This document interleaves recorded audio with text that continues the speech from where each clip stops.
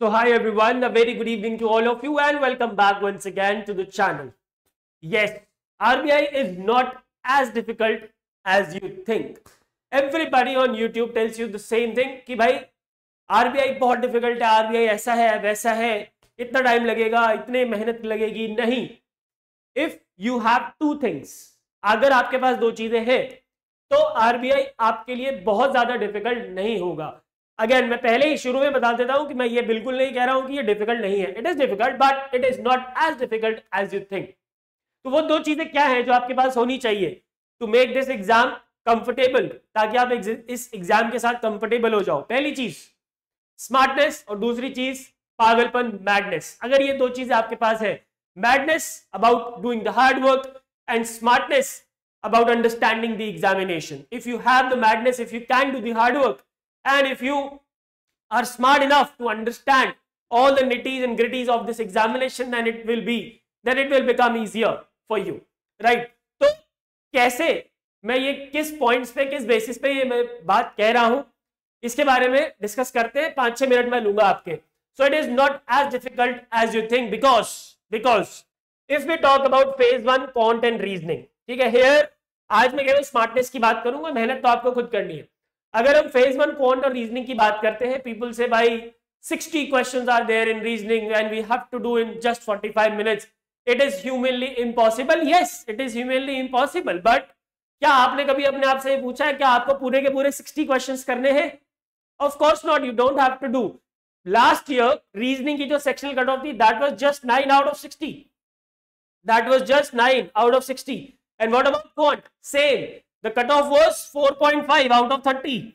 Right? 4.5 out of 30, and you have to score this much only. You have to score this much only. Now you will say, भाई अगर हम बस इतने ही number लेके आएंगे तो हमारा ओवरऑल कट ऑफ नहीं निकलेगा. तो भैया ओवरऑल कट ऑफ के लिए जीए और इंग्लिश है ना. ओवरऑल कट ऑफ के लिए जीए और इंग्लिश है, उनका इस्तेमाल करो. फिर जीए पे भी आएंगे, अभी वहां पे भी कैसे स्मार्ट अप्रोच रखनी होती है उस पर भी आएंगे. Don't worry. यहां पे आपको केवल सिलेक्टिव क्वेश्चंस अटेम्प्ट करने हैं जिससे कि आपका सेक्शनल कट ऑफ निकल जाए. क्वांट में आपको टारगेट करने हैं केवल 8 से 10 क्वेश्चन, वो भी बहुत मुश्किल है. But if you practice, if you do the regular practice, doing 8 to 2 questions is possible, easily possible. And reasoning में अराउंड आपको 20-22 क्वेश्चंस करने हैं. That would be enough. उतना बहुत है. अब चाहे आप पजल कर लो या फिर क्रिटिकल रीजनिंग कर लो, that's up to you, right? So here in phase 1 quant and reasoning, the smart approach that you have to follow is you have to attempt only selective questions. Now the question is, how can you select the questions that you have to attempt? This will come with practicing a number of mock tests. Mock test जब आप दोगे तो आपको समझ में आएगा that okay, during examination I have to attempt these questions. जैसे ही quant का या reasoning का section आपके सामने आता है, give 30 seconds or 45 seconds or maybe 1 minute to identify the question that okay, these are the 10 questions that I'm going to solve, right? And ये सब होगा mock test. So this is how you can do smart work in phase 1 quant and reasoning. I hope it is clear. Next phase 1 GA पे आ जाओ. phase 1 GA में आपको केवल smart work चाहिए. देखो last year 2023 में जो पेपर आया था, it is not possible to even read all the 80 questions in 25 minutes. Possible ही नहीं है, कर ही नहीं सकते, कोई नहीं कर सकता. ठीक है. सो भाई क्या करें? How to maximize the number in GA? What is the smart approach that we should follow? एक दो एग्जांपल से मैं आपको समझाता हूं. क्वेश्चन मैंने यहाँ पे दो लिए हैं फ्रॉम 2023 एग्जामिनेशन. अब ये क्वेश्चन है अबाउट इंडियाज बीएसआर सिस्टम. अगर आप इस क्वेश्चन को ध्यान से देखोगे और इसको पूरा पढ़ोगे तो it will take around 1 minute to read this question. तो 25 मिनट में तो 25 ही क्वेश्चन रीड कर पाओगे. And almost every question was like this in 2023 examination. But if you look at this question carefully, अगर आप इसको बहुत ध्यान से देखोगे, so you just have to read these 3 words, India's BSR system, और उसके बाद सीधा लास्ट में आओ. The BSR completed dash years of its existence. So in a way, in this question, the examiner is just asking that how many years BSR system has completed, but the examiner is wasting your time. He wants to play with you, but do not let him play with you. Do the smart work here, my dear friends. उसको allow मत करो कि वो आपके साथ खेले. वो खेलना चाहता है, but आप उसके जाल में मत फंसो, right? Similarly, if you look at this question, towns of export excellence का क्वेश्चन और fill in the blank question है। तो when you know that this question is about the towns of export excellence, then why are you not directly jumping to the this gap? So as per the foreign trade policy, towns that produce goods worth at least dash can be recognized as towns of export excellence. तो जो इतनी कहानी दी, इसके ऊपर की जो 5 statements हैं, these are useless, ठीक है ये। उसके बाद सीधा इस पे however for towns of export excellence in handloom handicraft this the threshold limit is this, बस खत्म। तो आप 1 मिनट से इसको 10 सेकेंड पे ला सकते हो if you work smartly, not 10 तो 15 सेकेंड पे तो डेफिनेटली आएगा, क्योंकि 5 सेकेंड मैंने आपको सोचने का दिया, right. So this is how you can reduce the time. और तीसरी चीज जो आपको यहां पे करनी है in GA, you need to develop this habit of reading faster, क्योंकि कुछ क्वेश्चन में तो ये स्ट्रैटेजी लग जाएगी, बट कुछ क्वेश्चन ऐसे भी होंगे डेफिनेटली जहां पे स्ट्रैटेजी नहीं लगेगी। Then again you need to use the elimination trick. Options को देखो, अगर क्वेश्चन समझ नहीं आ रहा तो ऑप्शन को देखो। ऑप्शन में देखो कई बार ऐसा होता है क्वेश्चन बहुत लंबा है, समझ में नहीं आ रहा, लेकिन ऑप्शन में हमने जो चीज पढ़ी होती है, फॉर एग्जांपल प्रधानमंत्री कृषि सिंचाई योजना का outlay 9368 crore for the 15th finance commission period.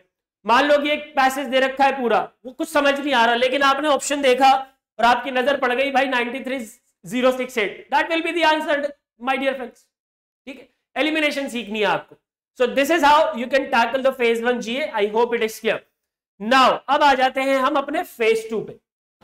तो भाई फेज 2 में 2 सब्जेक्ट्स है, मतलब 3 है। इंग्लिश डिस्क्रिप्टिव की बात मैं नहीं करूंगा, मैं बात करूंगा एफएम और ईएसआई। एफएम ऑब्जेक्टिव से आसान पेपर इस दुनिया में कोई हो नहीं सकता। The people who have not cleared phase 1 yet, वो मिस, उनको अभी नहीं पता है कि एफएम का ऑब्जेक्टिव पेपर कितना आसान होता है, ठीक है। इतना आसान होता है कि मतलब बहुत ही ज्यादा आसान होता है, आई कैन एक्सप्लेन। आप पास्ट पेपर्स के क्वेश्चंस देखोगे अगर, तो आपको समझ में आ जाएगा कि एफएम का objective part is too easy, इतना इजी कि out of 50 the people have scored 45 46 ऐसे नंबर भी आए हैं। और this is not for this time, हमेशा से ऐसा होता है। तो एफएम ऑब्जेक्टिव में तो मेरे को ये बात बोलने की भी जरूरत नहीं है that RBI is not difficult as you think, because in FM objective it is very easy. Basic questions आते हैं, चाहे वो फाइनेंस है चाहे वो मैनेजमेंट है, दोनों में से ही स्ट्रेट फॉरवर्ड क्वेश्चंस पूछे जाते हैं, ठीक है। तो इसको मैं ज्यादा ड्रैग नहीं करूंगा, ये तो आसान होता ही है। अब आ जाओ भैया डिस्क्रिप्टिव पे। People said that ESI descriptive last year was too difficult, indeed it was, बहुत ज्यादा डिफिकल्ट था। 3 क्वेश्चन 15 मार करके उन्होंने रिपोर्ट से उठा के डाल दिए, and that was a complete surprise for all the students, because before this they never asked any question in descriptive from the report. So ऐसा कोई सरप्राइज आपको आगे भी तो मिल सकता है भाई। अगर the examiner had given the surprise in 2023 examination, then why can't he give the surprise in 24 or maybe 25 or 26? दे सकता है ना। तो अब इसमें क्या करें, देखो डिस्क्रिप्टिव में कुछ नहीं होता है। डिस्क्रिप्टिव में you just have to watch carefully the keywords, आपको कीवर्ड्स के ऊपर फोकस करना है।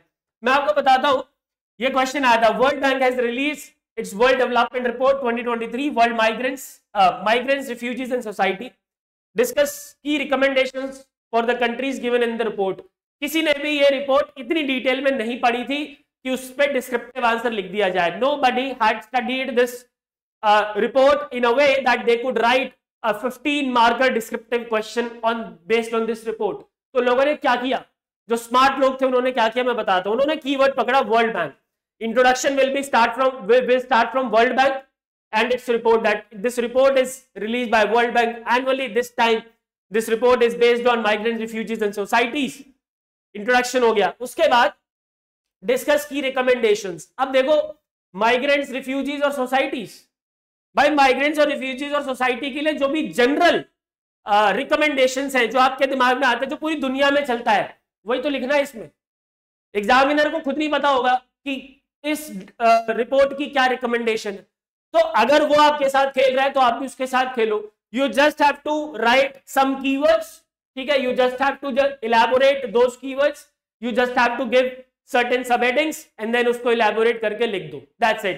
So all you need in descriptive is the art of answer writing,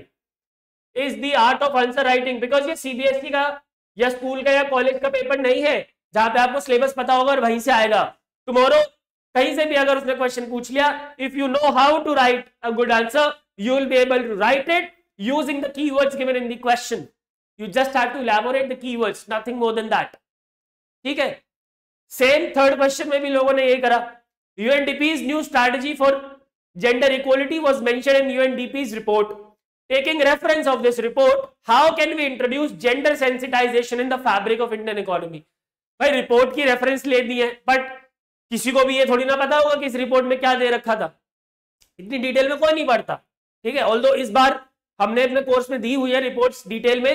तो लोगों ने क्या करा, जेंडर सेंसिटाइजेशन जनरली कैसे हम इंट्रोड्यूस करते हैं वो लिख दिया, दैट्स इट, और लोगों को नंबर मिल गए और पास हो गए। और ये सारे नंबर सबके ही कम आए थे। तो ऐसा तो है नहीं कि अगर पेपर में कुछ चेंजेस हुए हैं तो सिर्फ मेरे लिए हुए हैं, सबके लिए हुए हैं ना भाई, सबके लिए हुए। लेकिन वहां पे भी जीता वही जिसने स्मार्ट वर्क किया।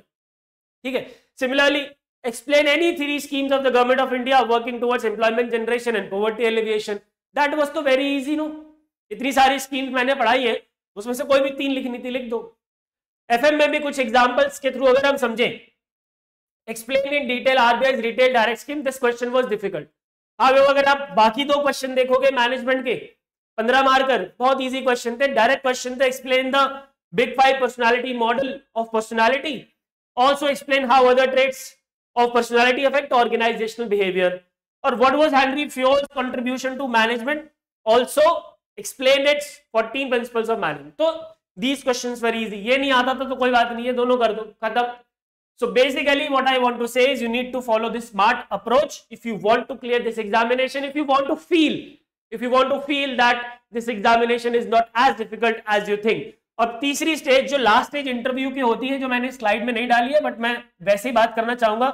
इंटरव्यू के लिए लोग अभी से बहुत ज्यादा परेशान रहते हैं कि यार इंटरव्यू बहुत मुश्किल होता है आरबीआई का, क्योंकि आरबीआई सिंगल डिजिट में भी मार्क्स देता है इंटरव्यू में।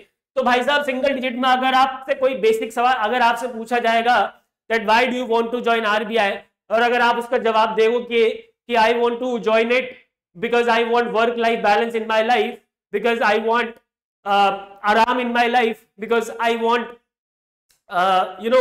a big position in my life, अगर आप ऐसे जवाब दोगे तो भैया वो तो फिर भी सिंगल डिजिट दे रहे हैं, मैं होता तो 0 देता। सो बेसिकली इन इंटरव्यू, और फिर दूसरे कुछ लोग ऐसे भी हैं जिन्हें ये लग रहा है कि यार मैं तो नॉन कॉमर्स बैकग्राउंड से हूं, या मैं इंजीनियर हूं, या मैं मेडिकल बैकग्राउंड से हूं, या मेरे 5 साल वेस्ट हो चुके हैं, या मैं अभी बहुत यंग हूं, या मैं अभी बहुत बड़ा हो गया हूं, 29 का हो गया हूं, तो क्या मुझे प्रेफरेंस मिलेगी? प्रेफरेंस किसी को भी नहीं मिलती। All you have to do is you have to justify yourself, you have to justify whatever you have written in your biodata, you have to justify that you have cleared the phase 2 examination by presenting your knowledge in front of them. That's it. No preference to anybody. Mark my words today. मैंने 29 साल के लोगों को भी select होते हुए देखा है और 21 साल के लोगों को भी सिलेक्ट होते हुए देखा है। So there is no preference given to anybody. So here also you need to work smartly. You need to know about yourself. You need to know about RBI. That's it. 2 चीजें अगर आपको पता है, you will definitely crack the interview. ठीक है जी. So I hope you have understood that RBI is not as difficult as you think. I hope you guys have enjoyed this video. Keep studying and keep studying hard. Notification आने ही वाला है. Do not wait for it. Bye bye. Take care and God bless.